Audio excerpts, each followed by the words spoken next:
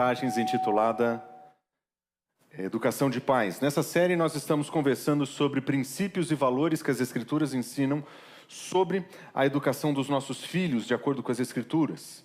E a primeira coisa que eu queria dizer para vocês é que nós temos um guia de estudo preparado para vocês, para cada uma das mensagens. Se você ainda não viu, você pode acessar através do link que nós colocamos em QR Code aqui para vocês.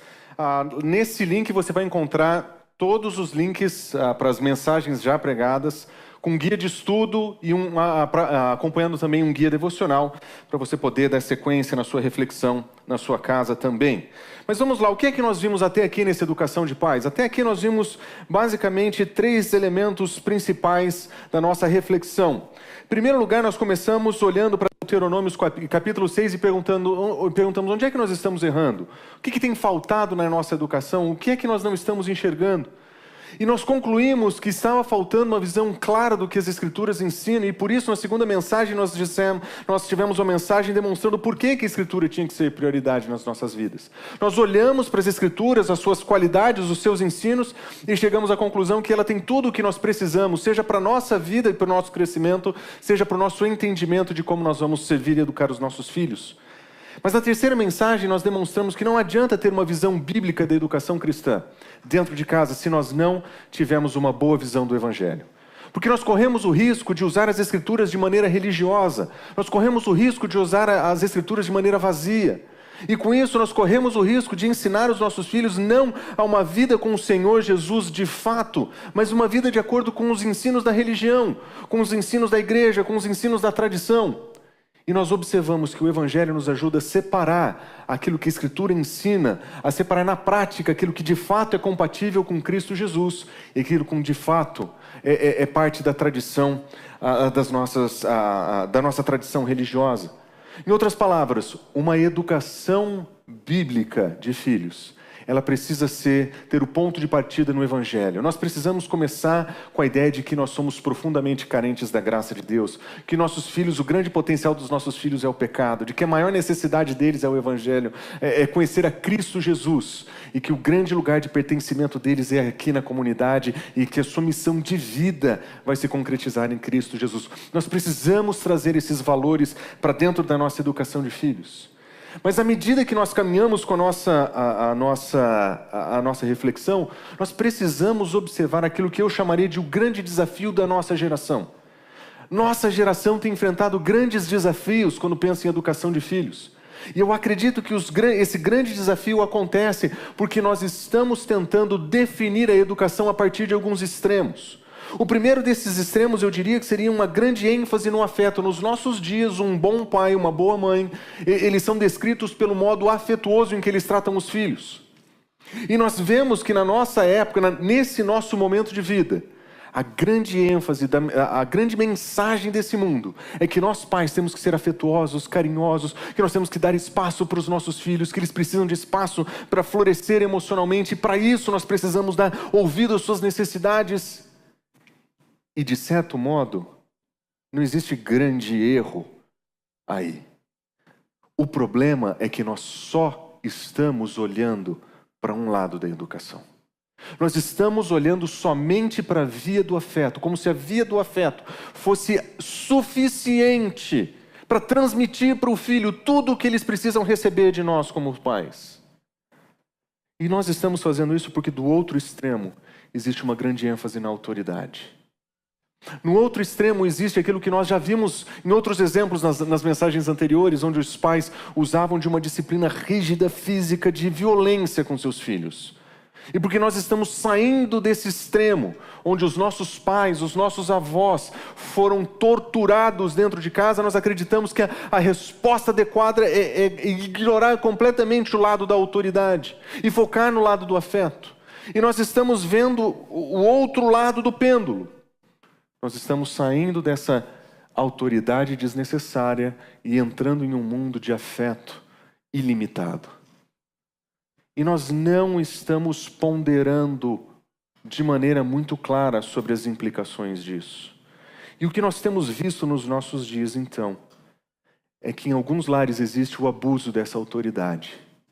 Nos nossos dias nós encontramos pais ainda profundamente rígidos. Nós ainda encontramos pais, homens e mulheres que são duros com seus filhos, que são implicantes com seus filhos. Homens e mulheres que no exercício da sua paternidade, eles têm exercido a força da lei, o poder da autoridade, para demonstrar que eles são dentro de casa, que dentro da casa deles se vive do jeito que eles mandam, porque esse é o meu teto. Quando você tiver o seu dinheiro, você resolve a sua vida, porque enquanto você morar aqui, você está debaixo da lei que eu vou ditar. E nesses abusos de autoridade, nós vemos o crescimento da violência, nós vemos o crescimento de crianças destruídas do lado de dentro, por dentro. Por outro lado, nós temos visto o abandono da autoridade. O abandono da autoridade também tem sido um grande desafio. Porque os pais, quando eles abdicam da sua posição de autoridade para os seus filhos, eles passam a ser negociantes. Eles conversam de igual para igual. Eles sentam com seus filhos e dizem: filhos, o que vocês gostariam de fazer? E como a intenção do pai é levar para um caminho bom, ele negocia com seus filhos. Eu entendi, filho, você quer comer sucrilhos no almoço, mas a mamãe fez carninha, e você fica naquele embate. A criança fala: mas pai, sucrilhos, e você: mas a mamãe, carninha. E vira um grande negócio, vira uma grande negociação. Nós conversamos com os nossos filhos como se eles fossem plenamente conscientes das suas responsabilidades, como se eles fossem plenamente conscientes daquilo que eles realmente precisam, como se eles fossem de fato adultos, como se eles tivessem de fato condição de escolher quem eles querem ser, como se eles de fato tivessem condição de escolher o que é melhor para eles. E nós transformamos a educação em um grande negócio. Nós passamos mais tempo negociando com os nossos filhos do que instruindo os nossos filhos. E talvez esse seja o grande dilema da nossa geração. Que nessa questão entre o afeto e a autoridade, nós temos deixado de lado a autoridade para abraçar o afeto ou o oposto. E eu acredito que é exatamente nesse assunto que nós não podemos errar. Nós não podemos errar quando nós falamos do assunto de afeto e autoridade. Por um lado, uma educação sem afeto vai produzir jovens rebeldes. E uma educação sem autoridade pode levar a jovens rebeldes. De uma maneira muito contra-intuitiva, nós acreditamos que se nós tirarmos a autoridade dentro de casa, os nossos filhos serão mais obedientes. E o que nós temos descoberto na nossa geração é que quando a autoridade dos pais sai de cena, o nível da rebeldia dos filhos aumenta, e muito. Agora eles são rebeldes porque eles acreditam que têm poder. Antigamente, eles eram rebeldes por rebelião. Eles se voltavam contra a autoridade. Eles queriam mostrar que eles eram grandes e poderosos e se rebelavam contra os seus pais. Agora eles não precisam mais fazer isso. Agora eles já têm poder. Eles já se sentem com autoridade. E é exatamente aqui que nós não vamos poder errar. Uma educação autoritativa é contrária ao ensino da Escritura. Uma educação autoritativa é contrária aos princípios do Evangelho. Uma educação que abandona a autoridade também. E é por isso que nessa manhã eu gostaria de lembrar vocês de um princípio sempre conhecido na tradição cristã, que nós não podemos deixar de prestar atenção e que eu acredito que Charles Spurgeon exemplifica muito bem. Ele diz o seguinte: é aqui que se define a autoridade, falando sobre a autoridade dos pais. Se eu sou o seu pai, onde está a minha honra? E se você é o meu filho, onde está a sua obediência? E aí ele diz: quando você unir o afeto com a autoridade, você terá como resultado uma autoridade que não provoca rebelião e uma obediência que é realizada em alegria. Ele entendeu que não é possível ser pais de acordo com as Escrituras sem aprender a equilibrar o afeto e a autoridade. Nós não podemos deixar de ser afetuosos com os nossos filhos, mas nós não podemos abrir mão da autoridade. Nós não podemos deixar de ter autoridade, de mostrar o que é certo, o que é errado e de apontar a direção da verdade para os nossos filhos. Mas nós não podemos fazer isso sem tratá-los com o devido afeto que eles merecem. É aqui que nós não podemos errar, em entender o equilíbrio necessário para o exercício da autoridade e a manifestação do afeto. Nós precisamos aprender que existe um equilíbrio necessário aqui, no qual o desequilíbrio pode ser profundamente perigoso para o futuro dos nossos filhos. Por isso, nessa manhã, eu gostaria de apresentar para vocês 3 princípios que nós precisamos considerar quando nós pensamos nesse equilíbrio. E quando nós pensamos nesse equilíbrio, eu gostaria de começar com o primeiro deles, dizendo que a origem da autoridade dos pais foi dada por Deus. Como essa é uma área que nos nossos dias tem sido deixada de lado, como nos nossos dias nós temos esquecido a importância da autoridade, eu gostaria de começar com esse ponto. A autoridade dos pais dentro de casa foi dada por Deus. Quando nós vemos essa verdade apresentada nas Escrituras, nós lemos em Êxodo capítulo 20, na apresentação dos 10 mandamentos nós lemos: honra o teu pai e a tua mãe. É muito interessante que a palavra honra, do modo como é escrito aqui, uma ordem para que alguém seja honrado, no Antigo Testamento só é descrito para o próprio Deus.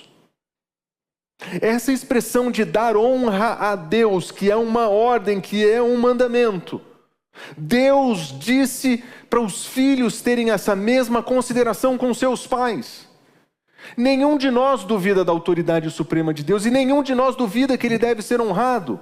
O que acontece é que nos 10 mandamentos o nosso Senhor está dizendo: aquilo que vocês têm para mim como respeito e honra, vocês têm que ter com o pai de vocês. Eles são meus representantes dentro da sua casa.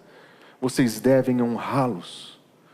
E olha que interessante, ele diz: honra o teu pai e a tua mãe. Ele não disse honra o teu pai. Ele disse honra o teu pai e a tua mãe. Às vezes nós nos esquecemos, especialmente no nosso modelo tradicional de cristianismo, que a honra tem que ser dada ao pai e à mãe junto, como se ela fosse um anexo do pai. Como se a autoridade que o pai tem dentro de casa fosse a autoridade da família. Não é assim que a Escritura ensina. A Escritura diz: você vai honrar o teu pai e a tua mãe. E lembrem-se, isso foi escrito num período em que o patriarcado existia de fato, onde a honra dada ao pai era de fato verdadeira. Eles de fato viviam uma sociedade patriarcal. Se você procurar no mundo de Moisés, no mundo da Torá, em volta daquele mundo existia sim uma lei que dizia: você tem que honrar o seu pai, você tem que honrar os valores e os bens do teu pai. A mãe era um anexo do pai, mas não na Escritura. A Escritura, quando ensina sobre a autoridade dos pais, ela traz de novo o sentimento daquele princípio da criação, que diz que foram criados homem e mulher à imagem de Deus. E homem e mulher representantes em conjunto dessa imagem de Deus. Quando nosso Senhor Jesus Cristo chama o seu povo para si, Ele restaura esse princípio. Dentro da casa, pai e mãe, imagem de Deus, têm que ser respeitados e honrados como eu sou. Pai e mãe. São os pais, pai e mãe, que têm a responsabilidade de exercer essa autoridade. Pai e mãe foram instituídos como autoridades dentro de casa. Nos dias em que isso foi escrito, dizer mãe era fundamental. Nos nossos dias é fundamental dizer pais. O nosso mundo virou tão de cabeça para baixo que nós precisamos voltar para esse texto e dizer: vocês homens, vocês precisam tomar o seu lugar de autoridade sobre os seus filhos. Vocês homens têm deixado de exercer sua autoridade dentro de casa. Nós homens temos delegado a autoridade da criação para as mães, dizendo: você sabe ser afetuosa, você sabe cuidar da casa, você cuida dos filhos, eu cuido do trabalho, eu cuido do dinheiro, eu cuido da casa, eu cuido do carro. Não! A Escritura está dizendo: honra o teu pai e a tua mãe. Pai e mãe trabalham juntos nesse processo. Não existe essa de entregar o trabalho para a mãe e sobrecarregá-la. Não existe essa de colocar o peso da responsabilidade sobre a mãe. A Escritura convida homem e mulher, pai e mãe, para exercerem essa autoridade dentro de casa. Foi Ele quem desenhou assim. E como benefício ele diz o seguinte para os filhos: se vocês honrarem seus pais, vocês vão ter vida longa na terra que o Senhor te dá. Vocês vão ser abençoados. Existe uma promessa aqui. Os filhos devem honra ao pai. E o resultado dessa honra é uma vida longa. O que significa que o resultado da desonra aos pais, a rebeldia contra eles, o Senhor está dizendo, isso vai levá-los a uma vida curta. O Senhor está dizendo que essas são crianças, adolescentes que vão morrer na juventude? Não. Ele só está dizendo que aquilo que foi ensinado para os pais de amar a Deus acima de todas as coisas não foi transmitido para os filhos. E é uma questão de tempo para ninguém mais lembrar dos valores ensinados aqui. Não vão ter vida longa nessa terra. Vão ser capturados pela mente e pela adoração de outros ídolos. E depois serão capturados de fato, sendo levados escravos para lembrar quem é o verdadeiro Deus. Quando nós deixamos de exercer autoridade dentro das nossas casas, nós não estamos atrapalhando os nossos filhos somente. Nós estamos atrapalhando os nossos netos e as futuras gerações de seguidores de Cristo Jesus. Porque quando nós falhamos com os nossos filhos, nós estamos colocando em risco a próxima geração, que não vai viver a terra que o Senhor Deus deu. É por isso que em Levítico ele reforça, respeite cada um de vocês, sua mãe e o seu pai. ênfase na mãe. A mãe vem primeiro nesse texto.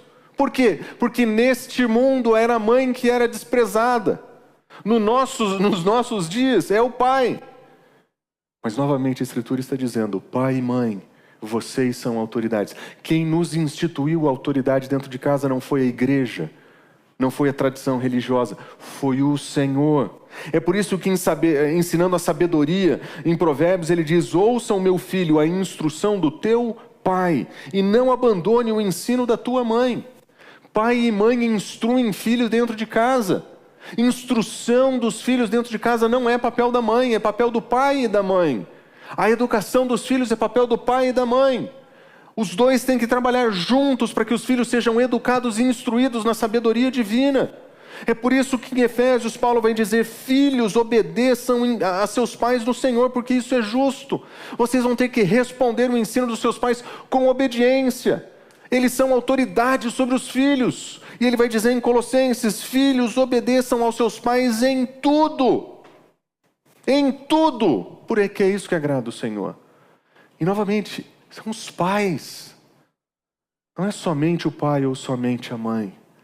São os pais. Foi Deus quem instituiu a autoridade dos pais dentro de casa. Nós precisamos lembrar que pai e mãe têm que trabalhar juntos. Nós não podemos continuar fazendo como a nossa geração tem feito, onde pais fracos têm abandonado a sua função no lar, onde mães dominadoras têm cuidado e dominado sobre pai, filhos e tudo mais. Nós não podemos errar aqui, meus irmãos. Nós não podemos errar nessa autoridade que foi dada para o casal, pai e mãe, trabalhando juntos para a glória de Deus. O que nós aprendemos com as Escrituras é que a autoridade é necessária. Quando nós lemos as Escrituras, nós não temos a menor dúvida que no dilema entre autoridade e afeto, que a autoridade é necessária. Nós não podemos educar biblicamente os nossos filhos, nós não podemos ensiná-los de acordo com o Evangelho de Cristo Jesus, se nós não entendemos que o nosso lugar dentro de casa é de autoridade, de ensino, de que eles têm que respeitar a nossa autoridade e eles têm que honrar a nossa autoridade. É dever deles responder dessa maneira. Nós não temos que esperar deles isso, nós não temos que cultivar. Eles têm essa responsabilidade diante de Deus de honrar, respeitar e obedecer os pais em tudo. Especialmente se esses pais estão andando com o Senhor, obedecer em tudo. A autoridade foi instituída por Deus. Mas esse princípio a gente sabe. Ele não é novo, não foi a primeira vez que você ouviu sobre isso. Se não foi o primeiro versículo sobre educação de filhos que você leu. O que nós temos de dificuldade é como é que nós vamos usar isso. Como que nós vamos usar essa autoridade? E a grande dificuldade que nós temos aqui é que o nosso modelo de autoridade é ruim. Nós viemos de um mundo onde a autoridade e o autoritarismo definiram o que significava o exercício da autoridade. E porque o nosso modelo é ruim, e às vezes nós olhamos para os nossos pais, que foram péssimos pais. Alguns de nós tiveram experiências terríveis com os próprios pais. E você olha para as exigências de Deus e fala assim: eu adoraria fazer isso, mas eu aprendi completamente errado. Eu aprendi completamente errado. A visão de autoridade da minha casa era uma desgraça. A visão de autoridade da minha casa era quase violenta. Ou ausente, ou inexistente. De onde nós vamos tirar um modelo de como ser pais? A segunda proposição que eu gostaria de dizer para vocês é que o modelo da autoridade que nós precisamos exercer como pais, ele foi dado por Deus.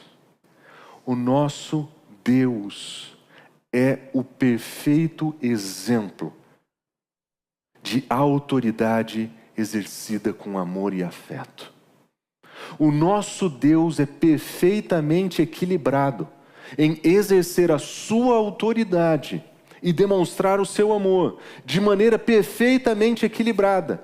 De modo que se nós olharmos para o nosso Deus, nós podemos entender como nós podemos proceder, porque no caráter santo dele, ele se revelou de maneira amorosa e autoritária para nós.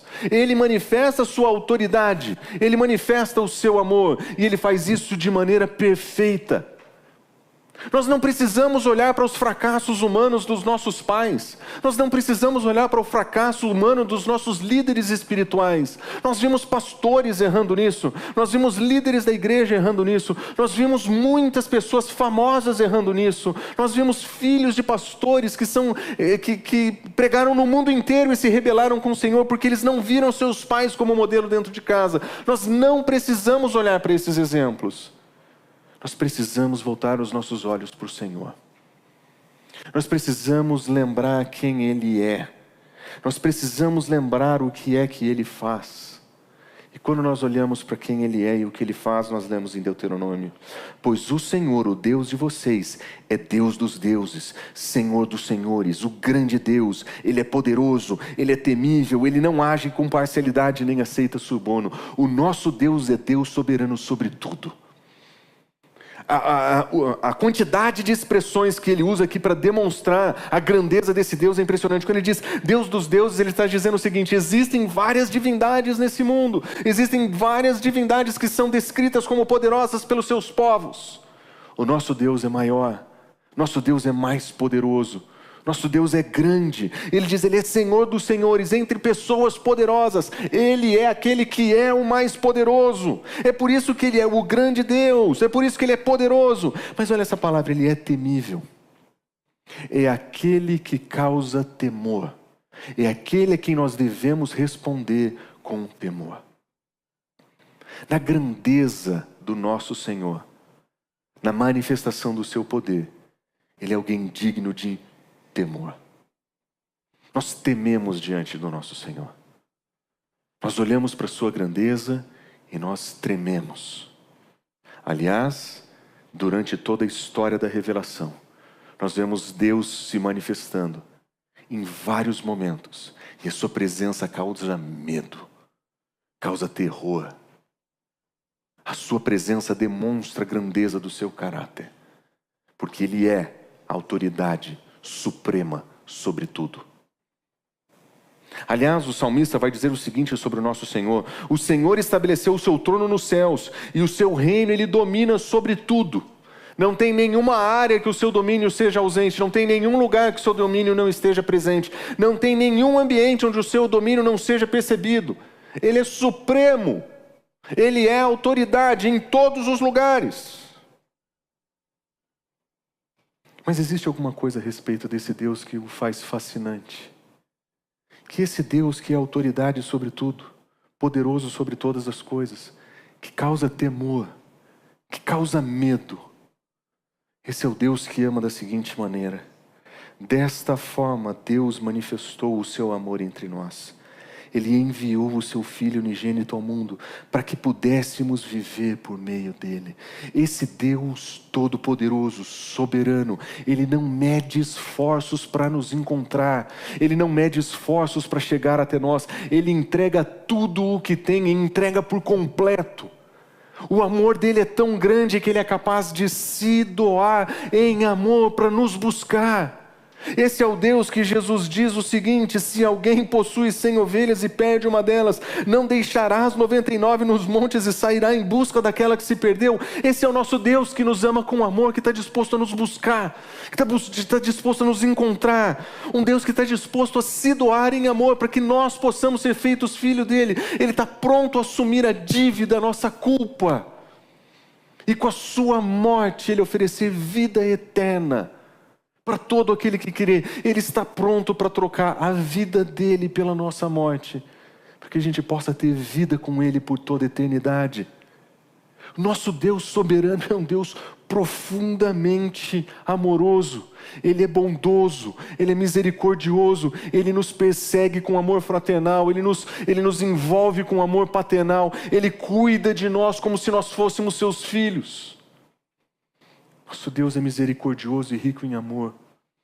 Ele nos ama até o fim. Ele nos ama por completo até o fim.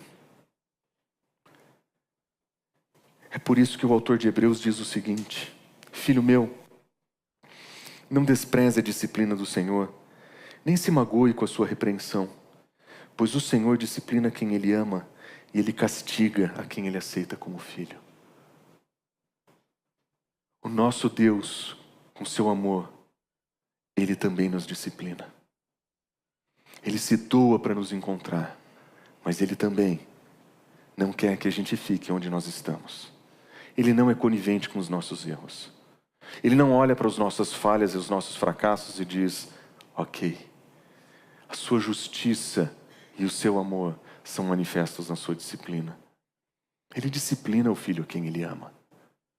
O exercício da sua autoridade em nos corrigir é um exercício de amor. É um exercício da sua autoridade justa, com certeza. Mas é o exercício do seu amor paternal. Ele nos trata como filhos. Se nós quisermos aprender como cuidar dos nossos filhos, nós precisamos voltar os nossos olhos para o Senhor. Porque Ele, sendo o Senhor sobre tudo, Ele se faz presente entre nós. Ele, sendo amor sobre todas as coisas, Ele não deixa de nos disciplinar. Deus é perfeitamente equilibrado na sua autoridade e na manifestação do seu amor. Nós podemos olhar para Ele e encontrar um exemplo perfeito do que nós podemos fazer como pais. Eu sei que você já se perguntou: e agora, o que eu tenho que fazer nesse caso? Eu devo exercer minha autoridade? Devo exercer o meu amor? E o Senhor Jesus Cristo está dizendo as duas coisas. Você tem que disciplinar o seu filho por amor, porque ele precisa ser corrigido. Você não quer que ele ande por caminhos tortuosos, ele vai precisar ser corrigido. Se você não quer que ele cresça rebelde contra o Senhor, ele vai precisar ser corrigido. Como pais, nós precisamos aprender que nós podemos ser para os nossos filhos pais que os amam, mas que não abandonam a posição de autoridade que receberam do próprio Deus. Pais que sabem que têm que ser honrados e obedecidos, mas pais que sabem que podem se encarnar no nível da criança, manifestar verdades que elas possam compreender, se entregar em amor para que elas conheçam o amor de Cristo Jesus. E que como pais possam ser veículos da graça de Deus, para que esses filhos sejam impactados pela graça e o amor de Cristo Jesus. Em Apocalipse nós vemos o Senhor dizendo: eu repreendo e disciplino aqueles a quem eu amo. Portanto, seja diligente e arrependa-se. Olhando para a igreja, ele diz o seguinte: vocês precisam se arrepender. Mas lembre-se, a repreensão dele e a sua correção é uma manifestação do seu amor. Autoridade e amor perfeitamente equilibrados. Nós não precisamos olhar os nossos exemplos ruins. Nós não precisamos olhar para as nossas histórias ruins dos grandes heróis do passado. Nós podemos reconhecer que Deus é o exemplo de autoridade que nós queremos ter dentro de casa. Deus nos instituiu a autoridade dentro de casa. Foi Ele quem quis assim. Mas Ele também modelou como essa autoridade tem que ser realizada. Ele também exemplificou com a sua própria vida, com sua própria ação na nossa direção. Ele demonstrou como que essa autoridade tem que ser realizada. E a pergunta que nós temos então é, uma vez que nós sabemos qual é esse modelo, como é que nós vamos colocar isso em prática nas nossas casas? Como que nós vamos manifestar essa autoridade então? Lembrando que a autoridade foi instituída por Deus e nós não podemos abrir mão dela. Lembrando que o modelo de autoridade que nós queremos imprimir não vem dos violentos pais do passado, mas vem do nosso Deus que ama com amor fraternal, com amor paternal. Mas nós precisamos aprender a como manifestar.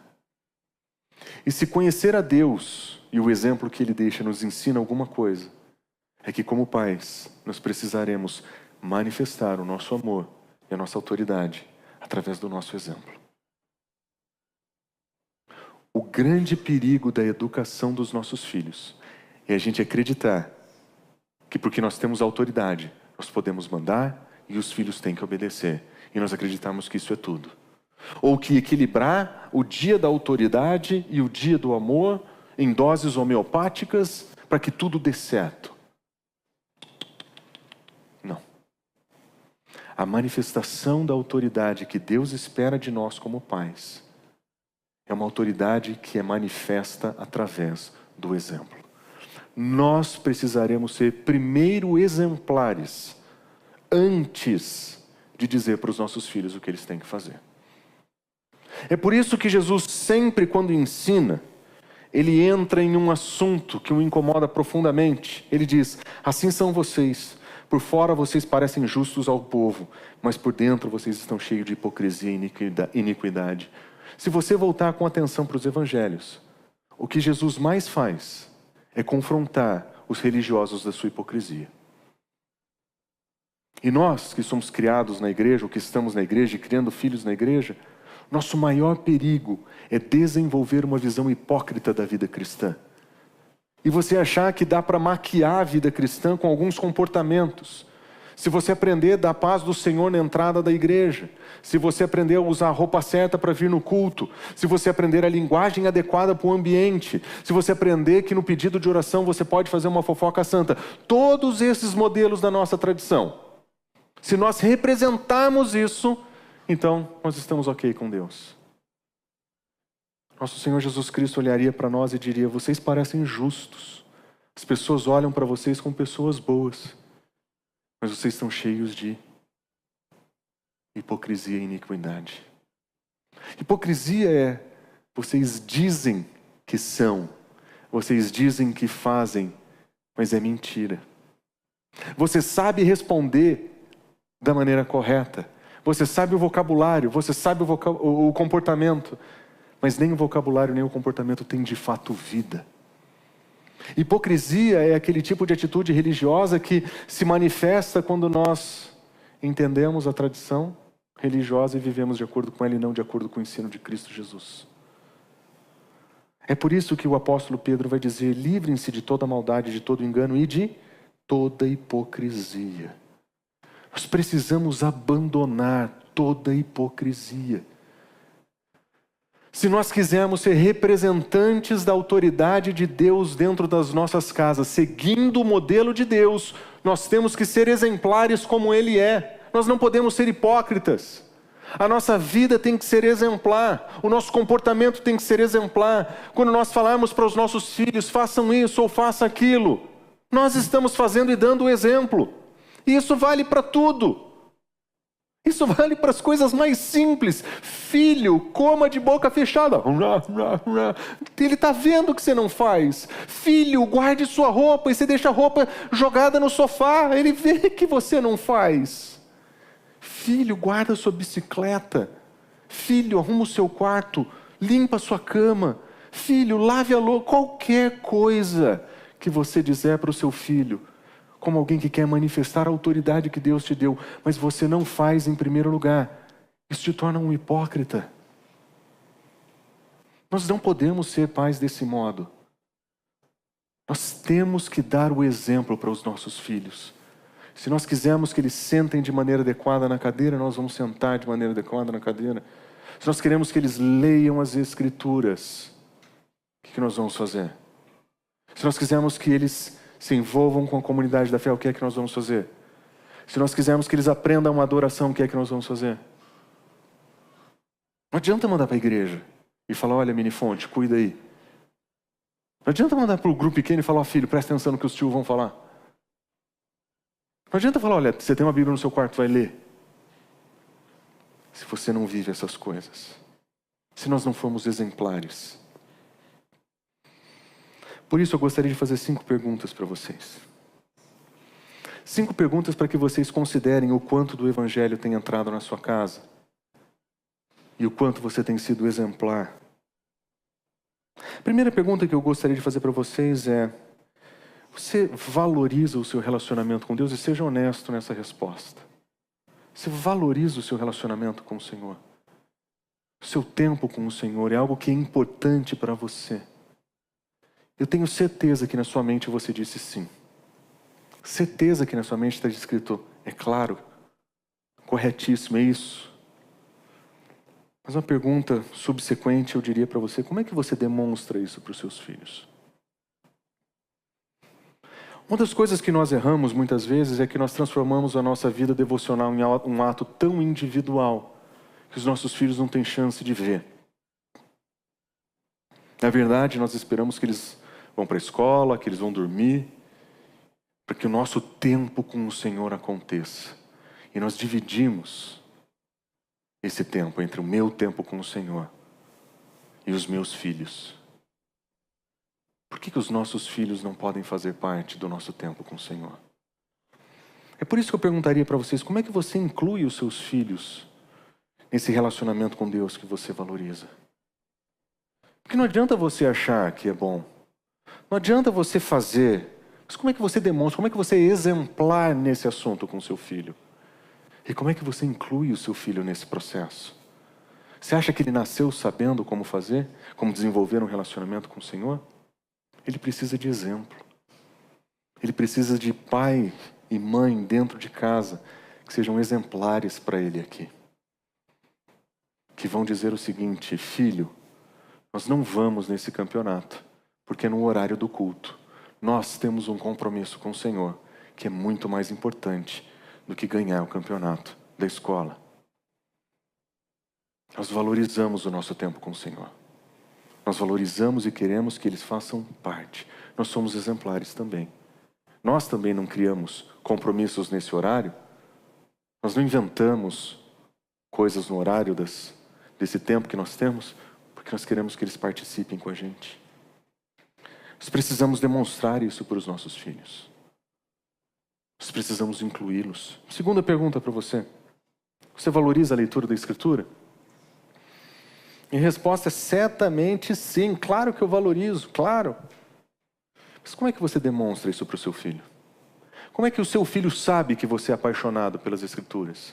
Porque um dia você disse isso num grupo pequeno?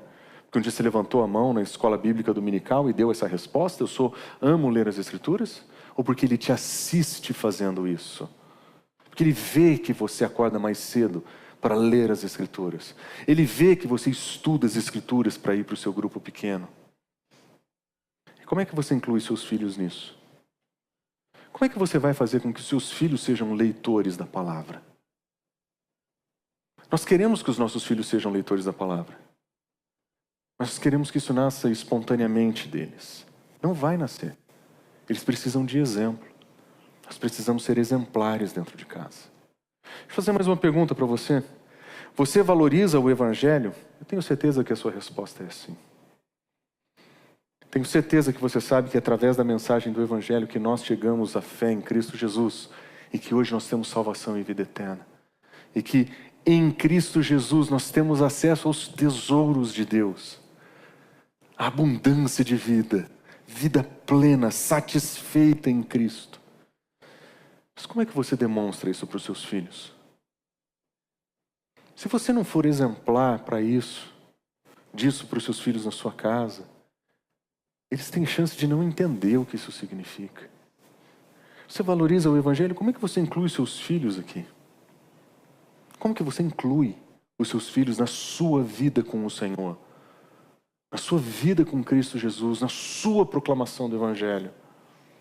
Você quer que seu filho seja um discípulo de Cristo Jesus, que faz discípulos de todas as nações? Nós precisamos nos envolver com isso.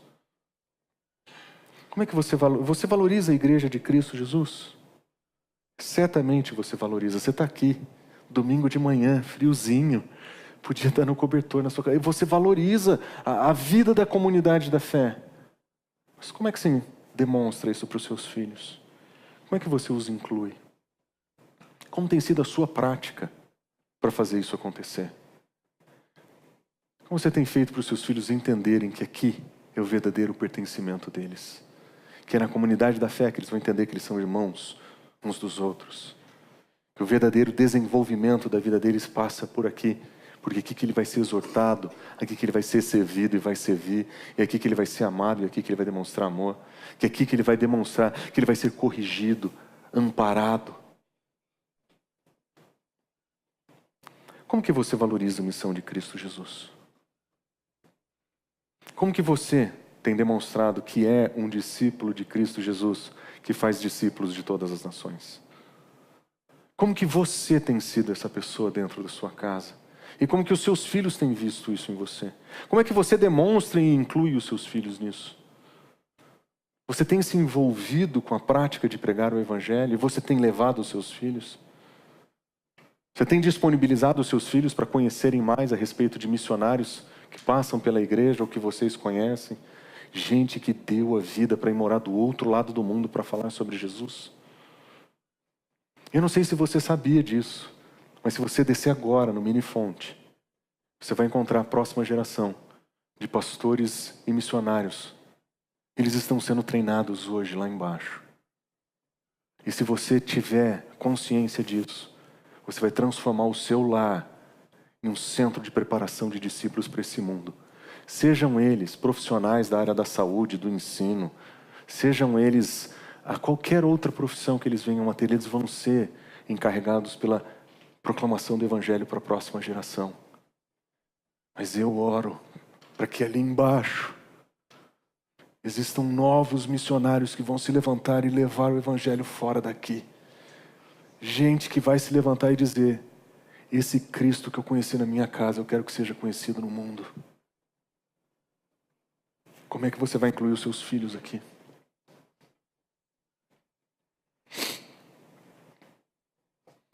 Para terminar, eu gostaria de contar uma história em 2 exemplos. Uma das vantagens de ter entrado cedo no ministério é que eu tive o privilégio de acompanhar muitos dos desafios da igreja enquanto pessoas mais maduras cuidavam dos casos. Eu era o mais novo, eu estava sempre protegido de uma certa forma. Isso foi muito bom. Ter chegado cedo no ministério me permitiu muito rápido perceber a trajetória de diferentes famílias no Senhor. E as 2 histórias que eu vou contar para vocês são de 2 famílias que eu vi de perto, que cresceram na igreja, que levavam o Senhor a sério, mas que tiveram resultados completamente diferentes. A primeira delas, eu lembro que quando os filhos estavam no período de adolescência, e nós estávamos trabalhando com os adolescentes, o filho desse casal, ele nunca participava, ele nunca ia. E eu resolvi procurar os pais e perguntar o que estava acontecendo. E a resposta que eu ouvi desse casal, sério com o Senhor, que leva Deus a sério, que leva a Bíblia a sério, que valoriza a Escritura, que valoriza a igreja, eles disseram o seguinte: nesse momento da vida dele, ele está se preparando para o vestibular, e agora ele não vai ter tempo para participar das coisas dos adolescentes. Agora o compromisso dele é com a escola. Agora o compromisso dele é com a carreira futura dele. Ele está fazendo aula, ele está indo para o inglês, ele está indo para o reforço, está indo para... Okay. E o que esses pais não estavam prevendo é que esse garoto aprendeu dentro de casa que vida com Deus é só quando a vida está tranquila. Ele aprendeu que vida com o Senhor era só quando as coisas estavam leves. Mas ele entrou na faculdade e se viu sobrecarregado de estudo. Ele foi para o mercado de trabalho, se viu sobrecarregado de trabalho. Hoje, profissional de ponta, com filhos que não vão à igreja, como ele também não vai. Hoje, os avós choram porque gostariam de poder levar os filhos na igreja e não conseguem. No mesmo período, uma outra família, filhos na mesma idade, sempre presentes, os pais sempre presentes, participavam dos eventos com a gente, foram treinados pela igreja, foram para a faculdade, nunca abandonaram o serviço e a vida devocional, foram para o mercado de trabalho, se tornaram bons profissionais, continuaram levando Deus a sério. E hoje os seus filhos estão sendo criados dentro da igreja. Quando você conversa com os avós que encontram seus netos na igreja, você entende que esse casal entendeu que deveria incluir os seus filhos na vida da fé e não excluí-los. Eles aprenderam desde cedo que vida com Deus não é quando as coisas estão bem, é sempre. Eles aprenderam em casa pelo testemunho dos pais que a vida com Deus e a participação na igreja não é só quando as coisas estão com agenda boa, porque nunca nós vamos ter agenda livre o suficiente, nós sempre estaremos sobrecarregados. E se nós não ensinarmos os nossos filhos desde cedo a prioridade do relacionamento com Deus e nós não mostrarmos isso como exemplo, nós corremos o risco de ser como o primeiro casal, que quando chegar a vez dos nossos netos, nós vamos lamentar por não vê-los aqui. Por isso, nós não podemos falhar no exemplo. Nós não podemos falhar no equilíbrio desse amor e autoridade. Porque se nós quisermos criar filhos que amem a Deus, nós temos que ser exemplares em nosso amor a Ele. Se quisermos criar filhos que leiam as Escrituras, nós temos que ser exemplares na leitura dela. Se quisermos criar filhos que vivam o Evangelho, nós temos que ser exemplares na prática da vida cristã. Se nós quisermos criar filhos que vivam a igreja, nós temos que ser exemplares em nossa dedicação a ela. Se quisermos criar filhos que participem da missão, nós temos que ser exemplares na participação dela. Nós não podemos deixar a estrutura, a plataforma do Evangelho ausente da nossa casa. E nós vamos precisar ser exemplares aqui. Paul Tripp diz o seguinte: se o plano de Deus é de fato tornar visível sua graça invisível, enviando pais graciosos para demonstrá-la a filhos que necessitam desesperadamente dela, então o meu chamado não se resume a pregar essa graça, mas viver e servir de exemplos para os meus filhos todos os dias. Nós não podemos esquecer que é aqui que nós não podemos errar. É no nosso exemplo. É no nosso exemplo, seguindo a autoridade que Deus nos deu, modelada por Ele, sendo exemplificada por nós dentro de casa, para que os nossos filhos sejam criados de fato na comunidade da fé. Vamos orar?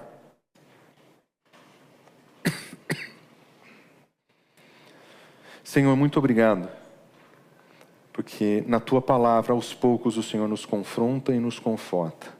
Nós sabemos, Senhor, que tudo o que temos que fazer como pais é representar o Senhor.